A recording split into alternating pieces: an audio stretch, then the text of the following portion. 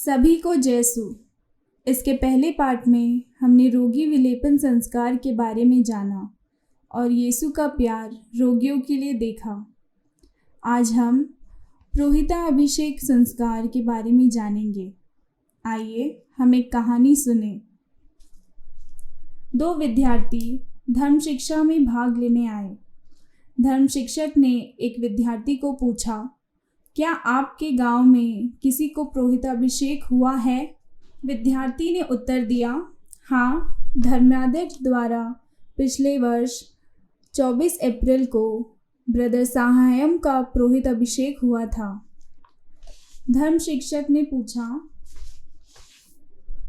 क्या आप लोग पुरोहिताभिषेक धर्म विधि के विषय में कुछ बता सकते हैं? विद्यार्थी ने उत्तर दिया, धर्माध्यक्ष जी और वहां उपस्थित सभी पुरोहित ने ब्रदर साहायम के ऊपर अपने हाथ रखकर उनके लिए प्रार्थना की।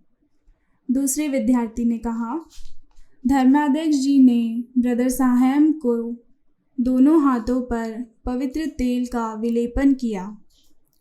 दूसरे विद्यार्थी ने कहा, ब्रदर साहायम ने धर्माध्यक्ष जी के समक्ष आज्ञाकारिता की शपथ ली।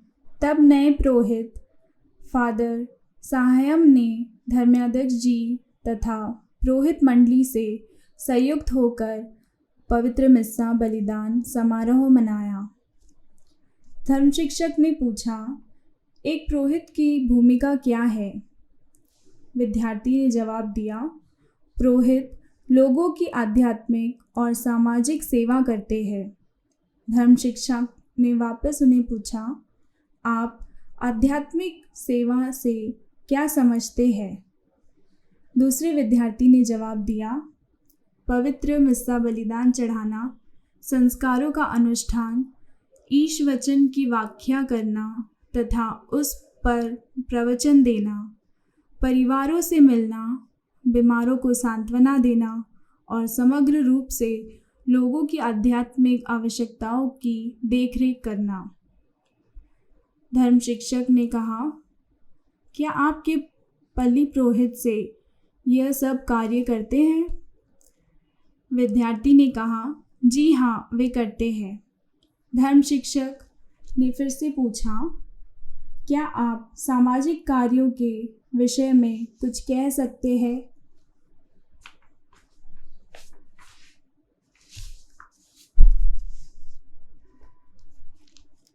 विद्यार्थी ने उत्तर दिया, मेरा विचार है कि समाज सेवा कार्य गरीब लोगों के उत्थान के लिए है।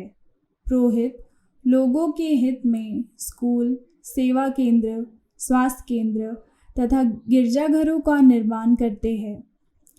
वे इन संस्थाओं के क्रियाकलापों को भी देखरेख करते हैं। एक विद्यार्थी ने अपने पल्ली पुरोहित के बारे में बताया, जो कम ब्याज पर बैंक से ऋण लेने में मदद करते हैं। लोग उनसे आवश्यक वस्तुएं खरीदते हैं तथा अपने जीवन स्तर को सुधारते हैं।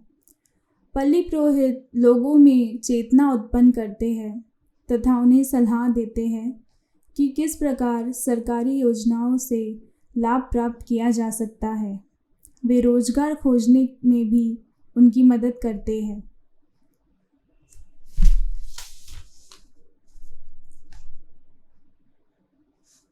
धर्म शिक्षक ने कहा, हाँ, आप ठीक कह रहे हैं। पुरोहित लोगों को आध्यात्मिक, सामाजिक तथा आर्थिक विकास के लिए अपना जीवन समर्पित करते हैं।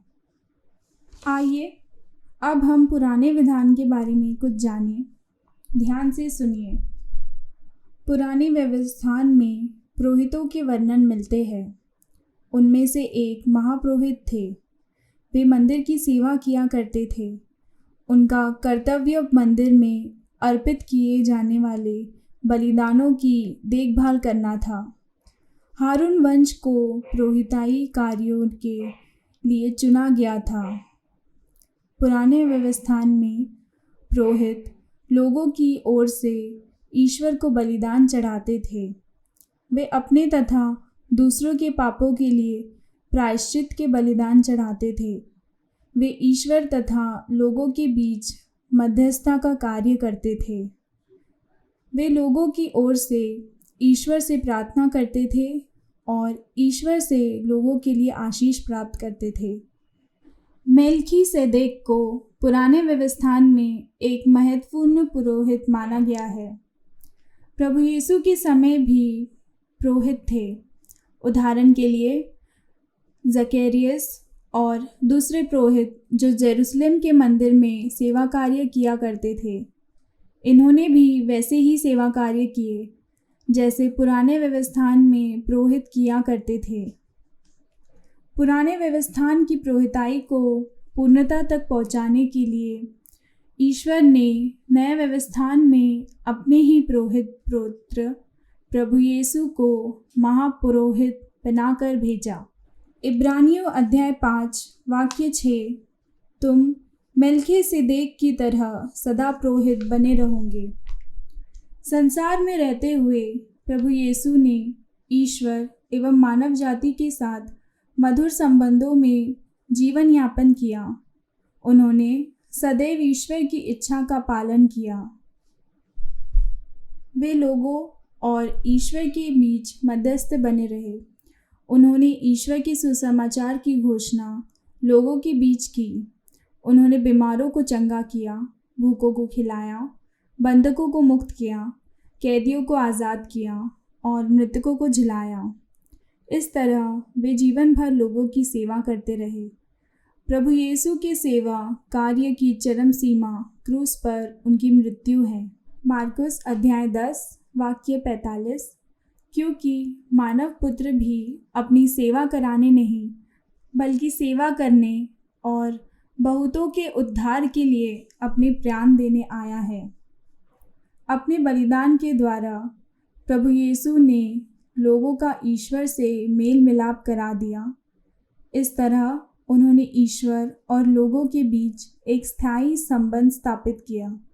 वे लोगों और ईश्वर के बीच एकमात्र मध्यस्थ बने रहे।